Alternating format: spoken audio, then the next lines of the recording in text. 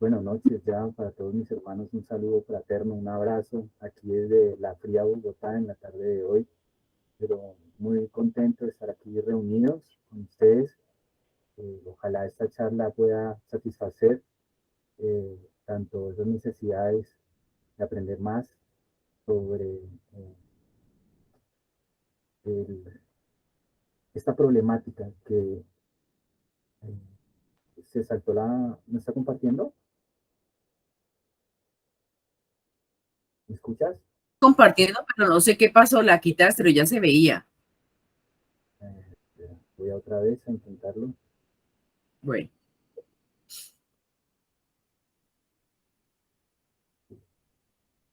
ya, otra vez ya se ve. Ujú, perfecto. Entonces, me estaba comentando esta problemática acerca del suicidio, ¿no? Y las consecuencias que trae también el suicidio. Entonces, de antemano, un abrazo para la Asociación Espírita León Denis, un abrazo para cada uno de sus miembros. Y vamos a dar inicio. Entonces, el suicidio y su triste realidad espiritual. Regálame un segundito que me permite una visita. Bueno, el tema que vamos a desarrollar es sobre el suicidio y busca despertar conciencia en cada uno de nosotros para poder ayudar a nuestros hermanos que están pasando por situaciones difíciles, porque esta es una situación muy difícil, muy complicada a las personas que están pensando en cometer este error. Y es un error muy grande y lo vamos a ver durante el transcurso de la charla. ¿Por qué? Porque es un error.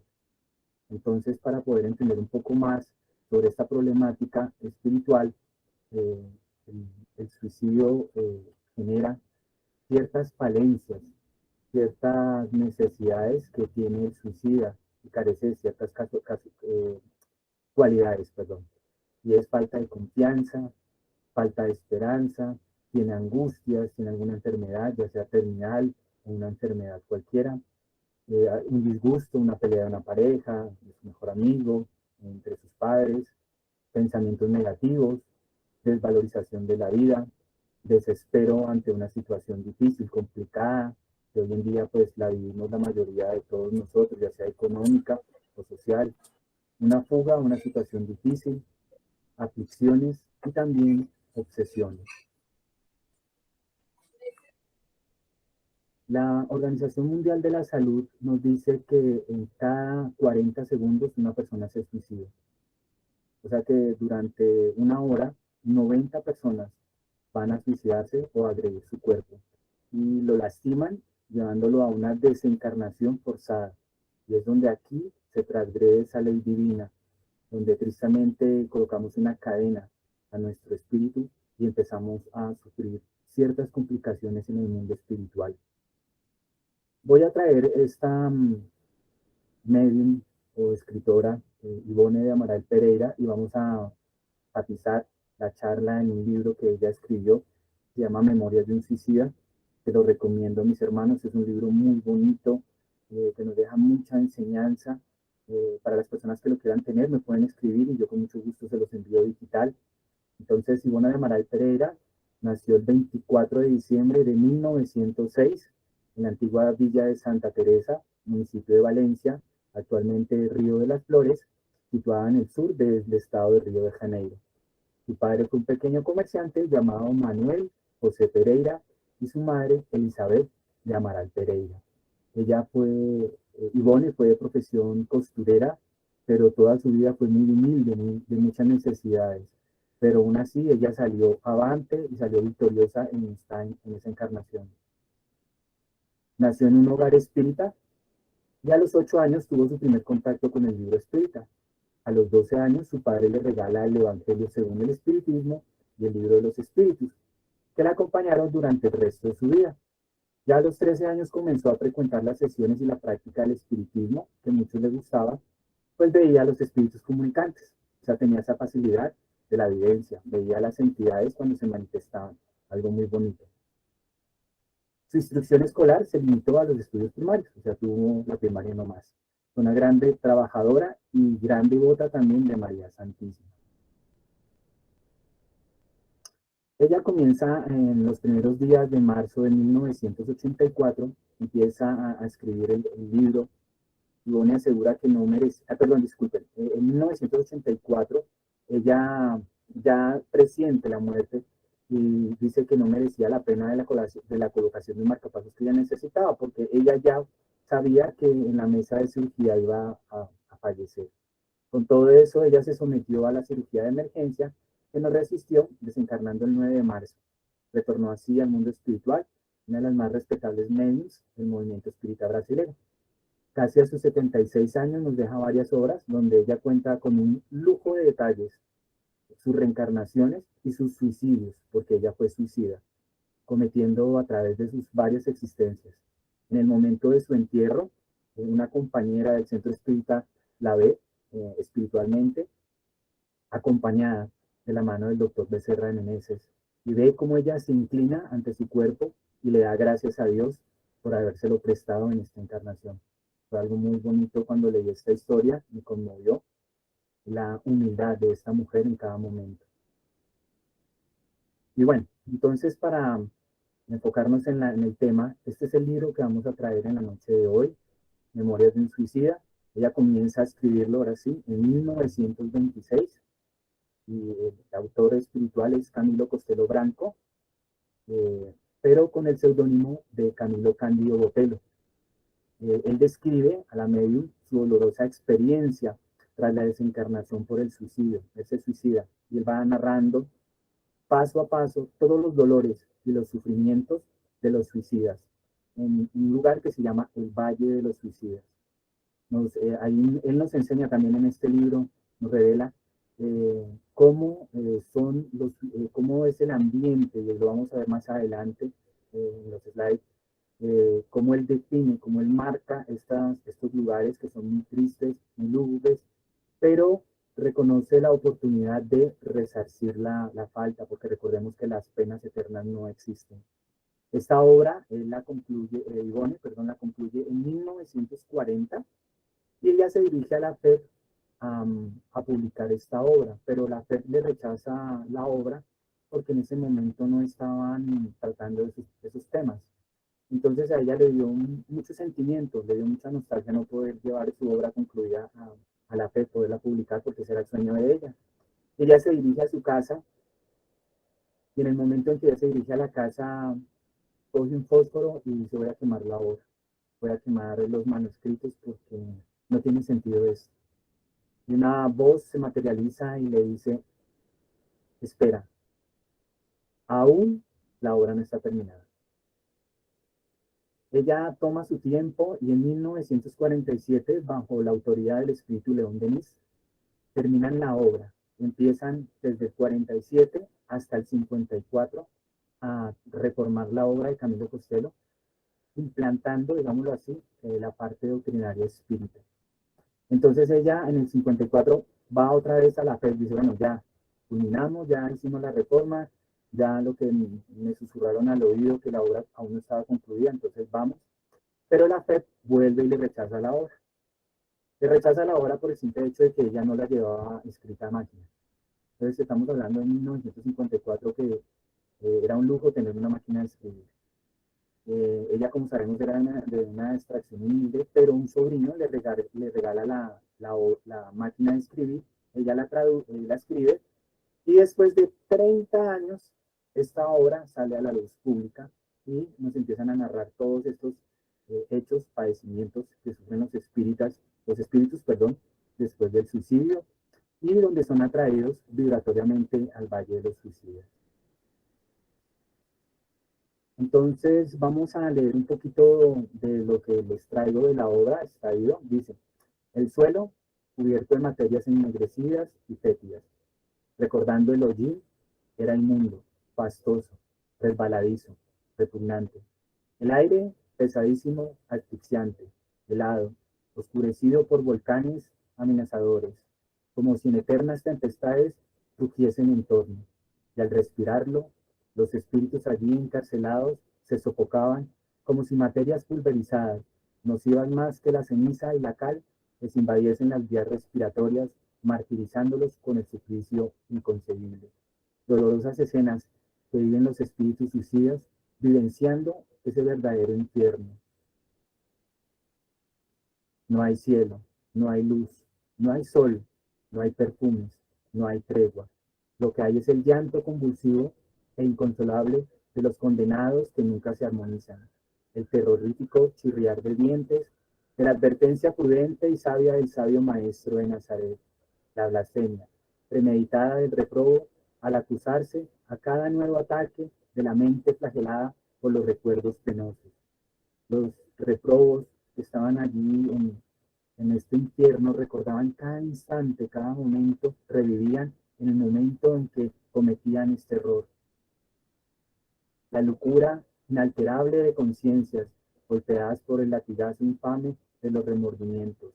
Lo que sí hay es rabia envenenada de aquel que ya no puede llorar porque quedó exhausto bajo el exceso de las lágrimas.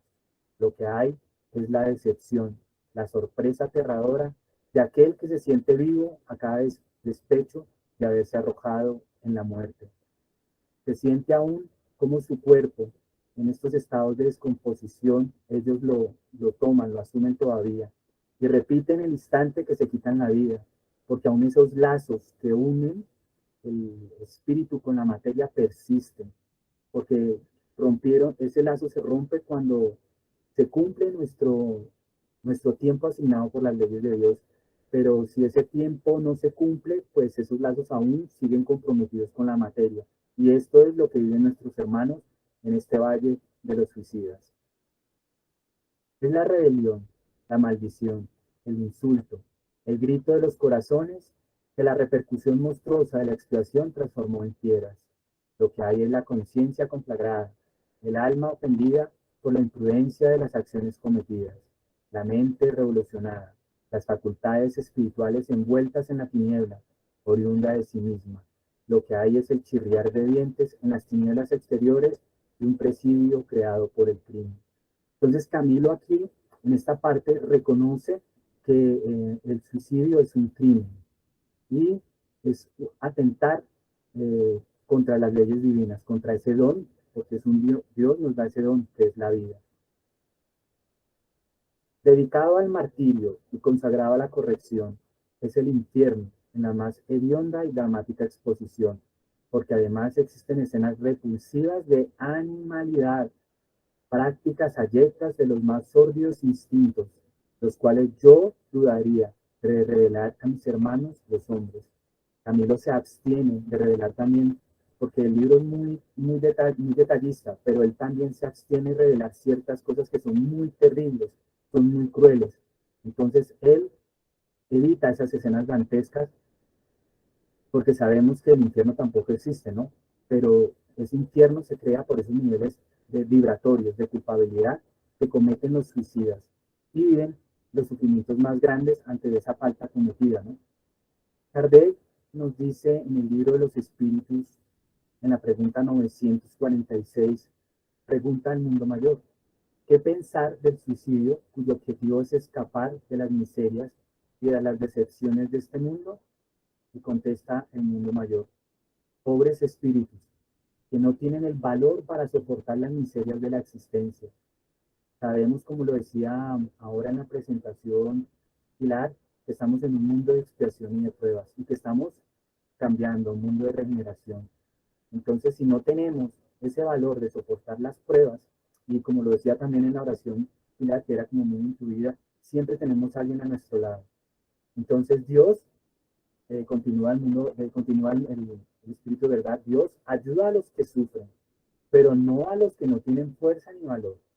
Sabemos que tenemos ese ángel de la guarda que nos ayuda, está ahí con nosotros en todo momento, que cuando nosotros pensamos en él llega de una a auxiliarnos. Las tribulaciones de la vida son pruebas o expiaciones. Entonces tenemos que salir victoriosos de esas pruebas, porque esas pruebas son para nuestro propio beneficio, para nuestro crecimiento espiritual. Veámoslo de esa manera las pruebas, no la veamos desde el lado triste, desde el lado oscuro. Sé que es difícil, a veces las pruebas dicen, no, Dios mío, esto es más fuerte de lo que yo puedo, pero recordemos que Dios no coloca más peso en nuestros hombros del que podemos llevar. Y continúa Camilo. Tratábamos entonces de huir del lugar maldito para volver a nuestros hogares, y lo hacíamos precipitadamente. en insanas correrías de locos furiosos, prisionero maldito, sin consuelo, sin paz, sin descanso, en ningún lugar.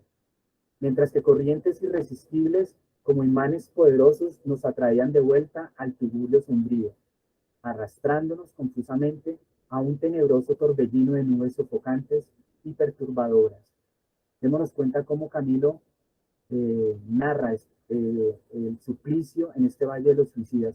Eran también esclavizados, ellos eran esclavizados y torturados por otros espíritus todavía mucho más violentos.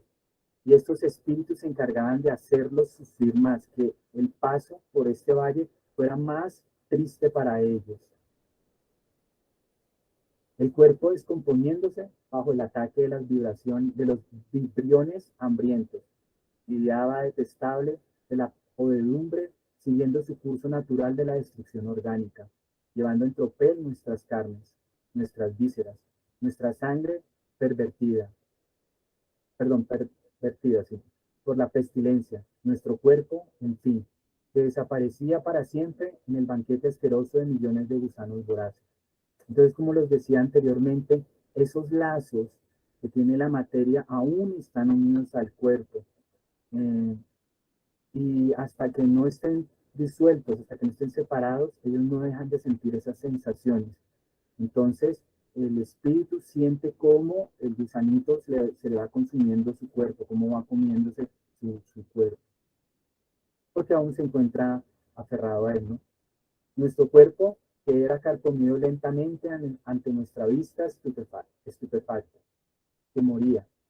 Era bien cierto, mientras nosotros, sus dueños, nuestro ego sensible, pensante, inteligente, que usara de él apenas como un vestido transitorio, continuaba vivo, sensible, pensante, inteligente, embotado y pálido, desafiando la posibilidad de también morir. Entonces ellos siguen pensando, siguen sintiendo, siguen viendo, siguen viviendo como si estuvieran verdaderamente encarnados. Entonces los dolores causados por los traumas del hecho los sienten lentamente y sienten como también su cuerpo es aniquilado, ¿no?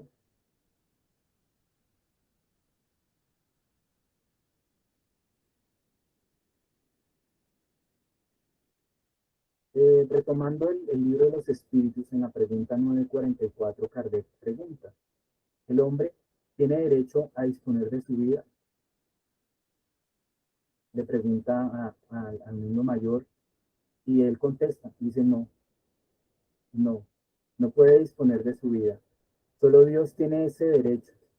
El suicidio voluntario es una transgresión de esa ley. Cuando cometemos suicidio, estamos transgrediendo esa ley. ¿Y por qué?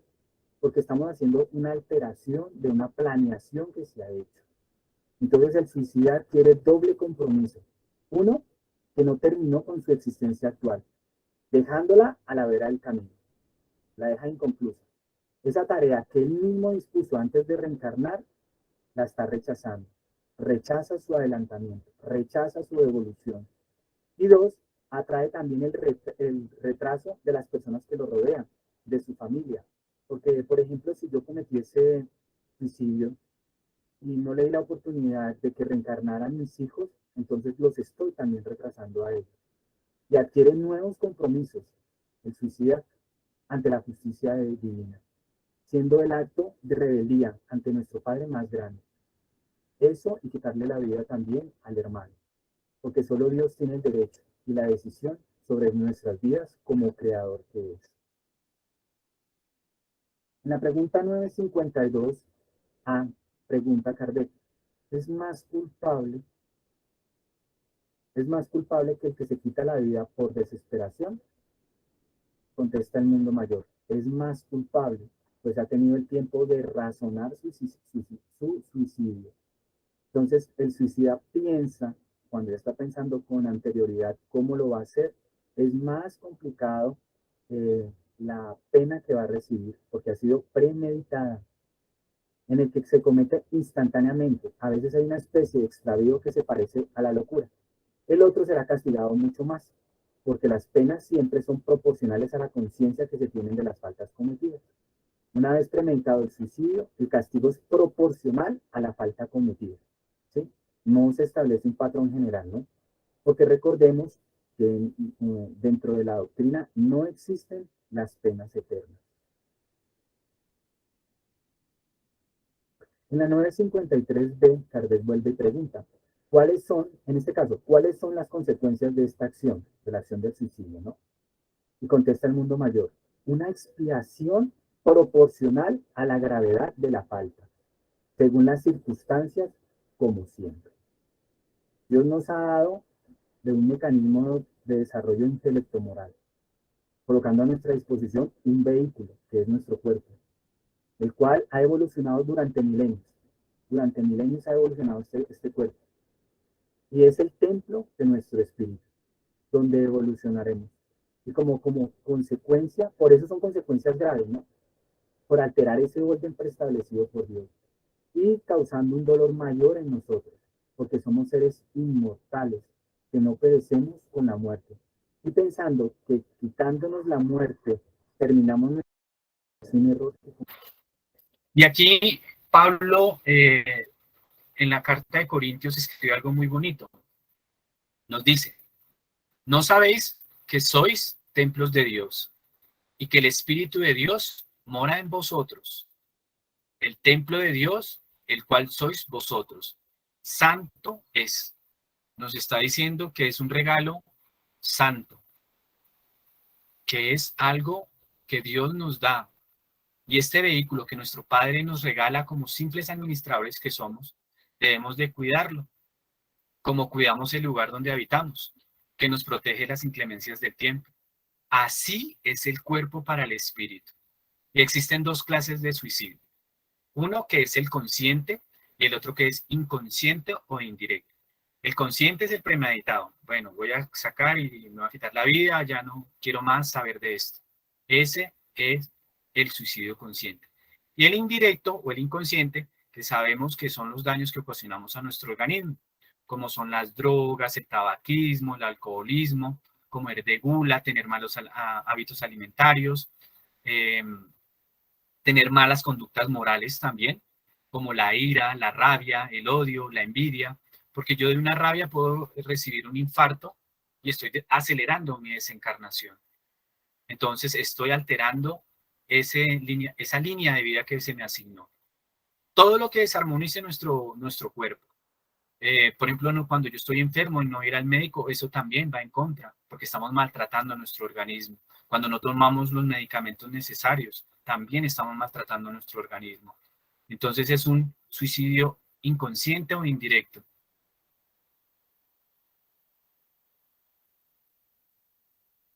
Pero bueno, no todo es tristeza, no todo es dolor, porque como le he dicho y vuelvo a repetir, siendo insistente, no hay penas eternas.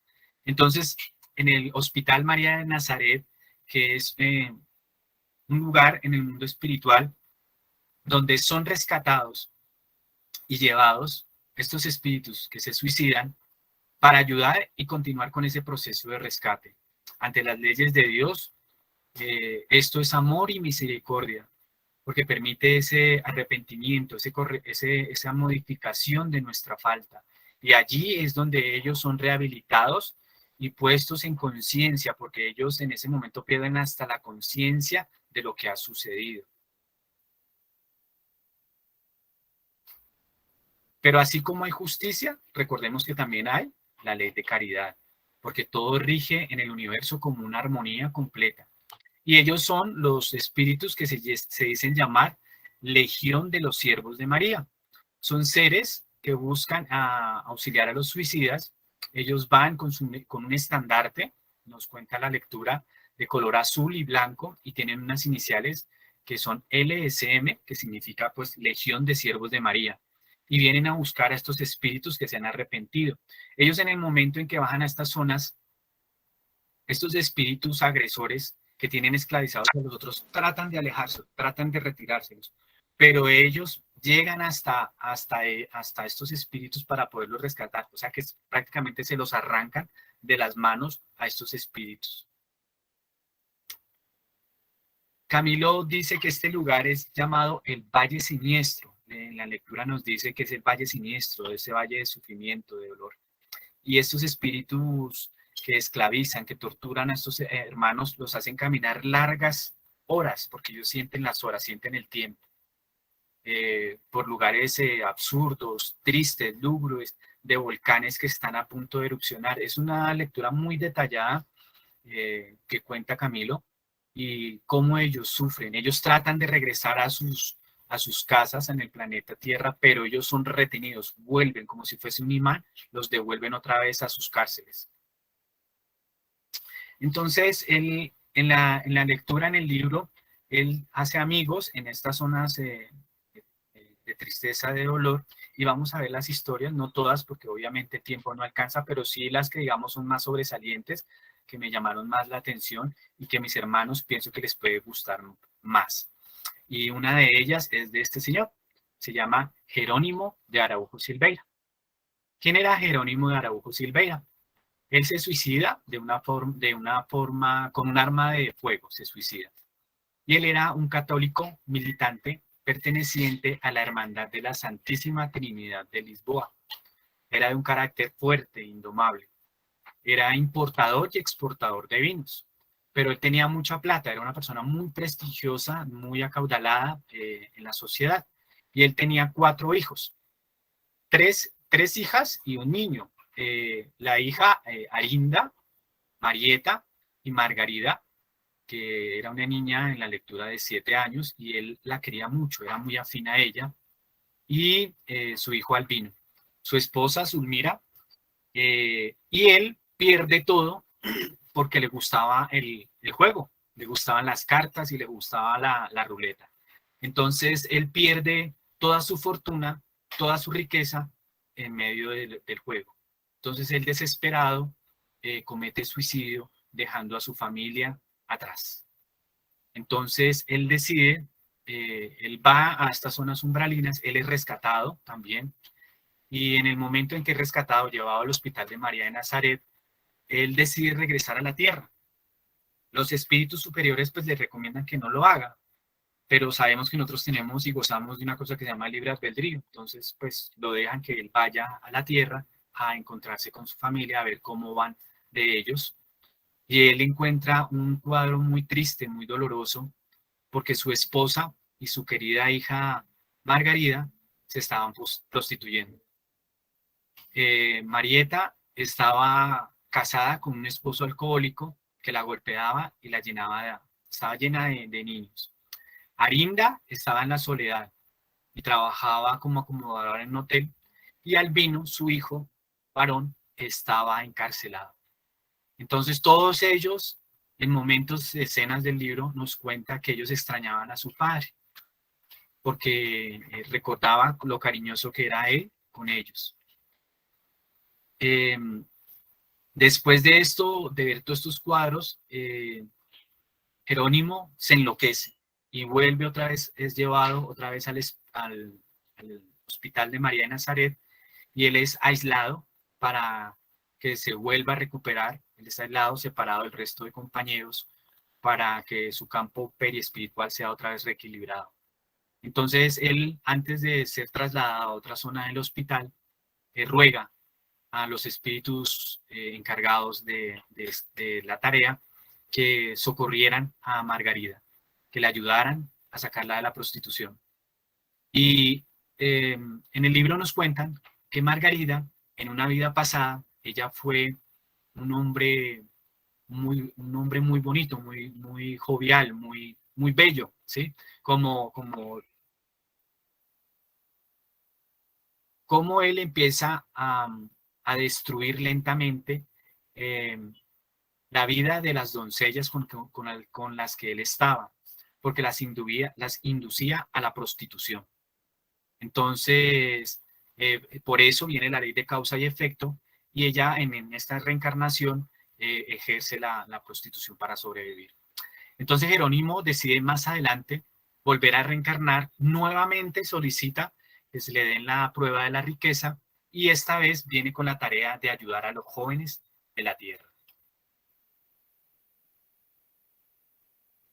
Ahora vamos a ver otro personaje, que es Mario Sobral, y nos cuenta en la lectura que él tenía unos ojos grandes, de cabello revuelto, que estudió en la Universidad de Coimbra y es un rico de Lisboa, un joven seductor, casado. Pero él tenía un amante que se llamaba Eulina. Entonces Eulina, en el momento en que quiere dejarlo a él, toma la decisión, él no la deja. Él no la deja y él con sus manos la estrangula. Y después él se suicida ahorcándose. Él toma la decisión de retornar al plano espiritual de una manera terrible, ¿no? Porque se está suicidando. Después de toda esta terapia que le hacen en el mundo espiritual, en el Hospital de María de Nazaret, él pide reencarnar de la siguiente manera. Pide reencarnar en una extrema pobreza, sin manos. Y aquí vemos nuevamente la ley de causa y efecto. Y con una enfermedad en la tráquea. Su madre, que era una lavandera, lo abandona por el deplorable estado de salud de él, entonces no lo quiso y lo dejó. Y se lo regaló a otra mujer, también lavandera, pero esta mujer, a diferencia de su madre, era una mujer que tenía principios intachables. Y era una mujer que practicaba la doctrina espírita. Esta mujer era espírita. Y esta mujer ya tenía una hija y esa hija era la encarnación de Eulina. Y ellos dos se conocen y empiezan a experimentar el amor de hermanos. Es una historia muy bonita, la de Mario Sobral.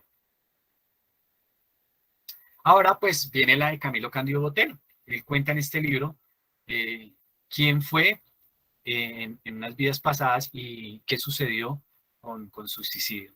Entonces él en el año 1878 sufre un accidente de tren y como consecuencia de este accidente compromete sus ojos. Entonces en el 1890, 12 años después del accidente, él desesperado, él consulta a un oftalmólogo y el oftalmólogo le dice, sí señor, su enfermedad no tiene cura, es degenerativa, y él decide quitarse la vida. Él se pega un tiro en la sien, pero el arma tuvo un problema y no disparó bien la bala, y él dura 2 horas agonizando en ese proceso. Él entra al Valle de los Suicidas y es apresado por estos espíritus castigadores, digámoslo así. Y él nos cuenta en este libro, Memorias de un Suicida, todas las vidas anteriores. Entonces, ¿quién era Camilo Cándido Botero en el año 33? Vamos a mirar quién era él. Él se encontraba en la plaza pública, gritando allá a pecho abierto, liberen a Barrabás. Vituperándole palabras a Jesús, lo acompañó hasta la cruz, gritándolo y maldiciéndolo. Se burlaba del dolor de María de Nazaret a los pies de la cruz. Y después lo encontramos más tarde, también en el momento en que es apedreado Esteban. Y le lanzaba piedras a Esteban para matarlo. Y lo más curioso es que él tenía un brazo nomás, pero con el otro sacaba alientos para tirarle piedra a Esteban. Y él regresa, después desencarna y regresa en el siglo XVI y renace en Toledo como un campesino. Pero él se rehúsa de esa vida sencilla y se enamora de una joven llamada María Magda. Ella lo rechaza porque como es campesino, no tiene dinero, no tiene un estatus social, y ella se enamora de un soldado llamado Jacinto de Ornelas. Entonces él guarda ese rencor. Camilo guarda ese rencor, lo mantiene ahí durante el tiempo y él se vuelve sacerdote y se agrega en la compañía de Jesús, volviéndose un inquisidor.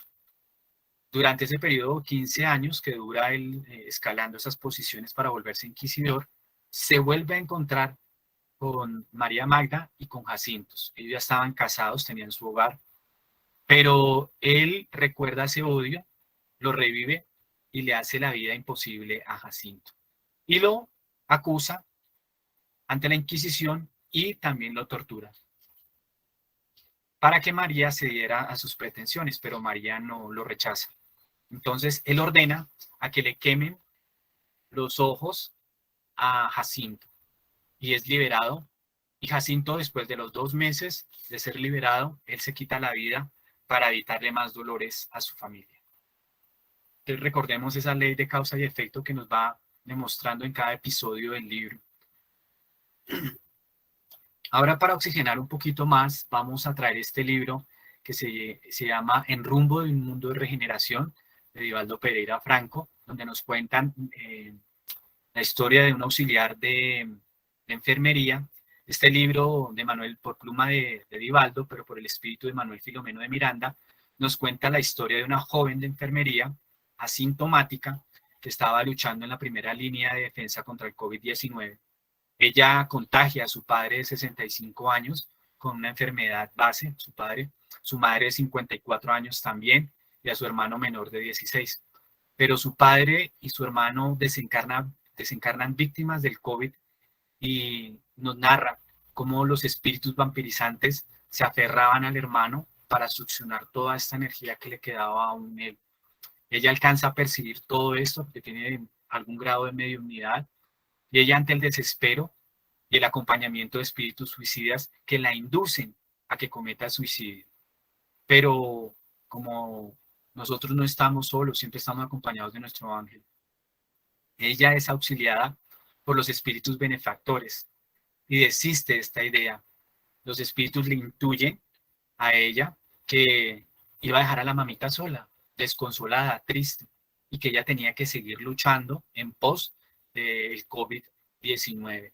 Entonces, ya estos espíritus que impulsan el suicidio a las personas, que intuyen el suicidio a las personas, ya están siendo también alejados de este mundo de expiación y de pruebas, porque ya estamos entrando a un nuevo mundo, ¿no? Al mundo de regeneración, a un mundo nuevo.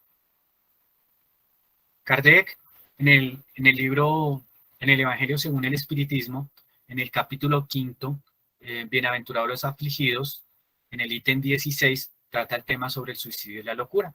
Y traje unos apartes de ellos. Dice, el espírita tiene, pues, varios motivos para contraponer a la idea del suicidio. Y mire tan bonito esto, queridos hermanos, la certeza de una vida futura, en la cual se sabe que todo, que será tanto más feliz cuanto más desdichado y resignado haya sido en la tierra. La certeza de que si abrevia su vida, obtendrá un resultado enteramente opuesto al que esperaba, que se libera de un mal para caer en otro peor aún, más prolongado y más terrible, que se equivoca si cree que al matarse irá más pronto al cielo, que el suicidio es un obstáculo para reunirse en el otro mundo con los seres que son objeto de su afecto y que esperaba encontrar allí. Nosotros, cuando desencarnamos, generalmente alguien viene a recibirnos. Puede ser la mamá, el papá, algún hermano, viene a recibirnos, pero cuando cometemos suicidio, no, nadie nos recibe, somos enviados directamente a estas zonas tristes, ¿no? Entonces, la descripción de desobedecer esos designios de Dios nos compromete, porque somos seres inmortales, que sabemos que como espíritas la muerte no existe, que seguimos viviendo. En el cielo y el infierno, en la segunda parte, en el capítulo 5, también nos trata sobre los suicidas. Hay una historia muy bonita de este capítulo, que es la de una madre y un hijo. Pues no es bonita, es algo triste, perdón. Es un joven que murió, desencarnó a los 21 años, víctima de una enfermedad. Su madre vivía por este hijo, lo adoraba, lo quería. Y era tanto el amor que ella sentía que tenía ya un apego. Entonces, el hijo muere y en el momento en que él muere, la mamá se suicida. Va al granero y se ahorca. Y piensa que con ello se va a encontrar nuevamente en el más allá con su hijo. Pero no es así. El espíritu, cuando es evocado, pues dice que está al lado de la madre, pero que la madre no lo ve. Y la madre, cuando es evocada, dice que ella está sufriendo mucho, que lo único que pide por ella es que oren. Pide mucha oración por ella.